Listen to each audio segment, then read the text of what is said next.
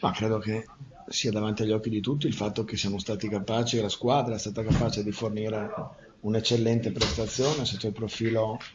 attentivo, sotto il profilo della continuità di rendimento, della continuità nell'esprimere e nell'eseguire le cose che facevano parte del piano tattico di questa partita.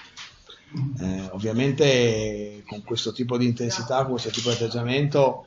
il fatto che minuto dopo minuto le cose continuassero a funzionare ed anzi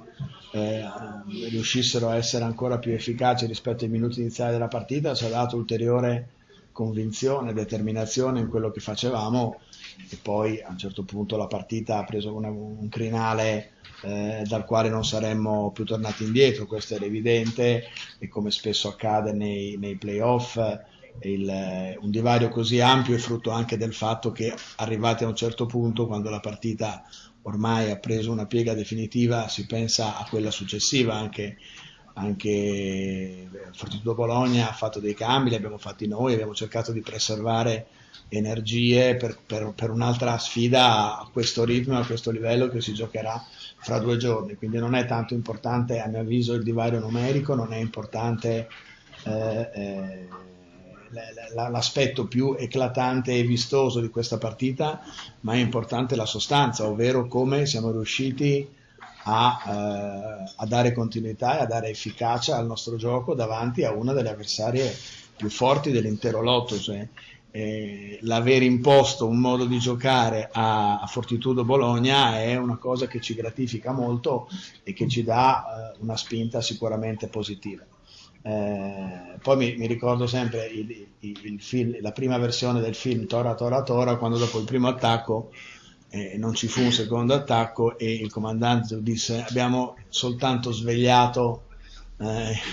il nemico. Ecco, vorrei non avessimo solo svegliato il nemico, nel senso che oggi credo che davanti agli occhi di tutti ci sia la necessità, anche per una squadra eccellente e ambiziosa come la Fortitudo Bologna, di una grande prestazione per passare ad Agrigento. Quindi non c'è più il fattore sorpresa. Ecco. Per cui abbiamo 48 ore per ricaricare le energie, per preparare qualcosa di diverso e per cementare questa nostra capacità di esprimere questo tipo di pallacanestro con tutti i giocatori a disposizione ruotandoli, anche perché anche nella gestione di minuti, se avete visto lo scout oggi abbiamo adottato un criterio diverso rispetto a quello che è in stagione regolare, proprio perché la stretta conseguenzialità delle partite ci impone anche questo, per cui è importante nel momento in cui tu vuoi dare una continuità, una rotazione, è importante che quelli che questa rotazione che sono protagonisti di questa rotazione entrino in campo e facciano esattamente come quelli che sono usciti, se non meglio. E oggi credo che al di là delle cose più vistose come può essere la prestazione di Buford eccetera, credo che quello che hanno fatto entrando dalla panchina Zugno, Bucci, Innocenzo e Rino sia stato di fondamentale importanza per riuscire poi a dare la spallata finale durante il terzo quarto o a cavallo fra la fine del terzo e l'inizio del quarto quarto.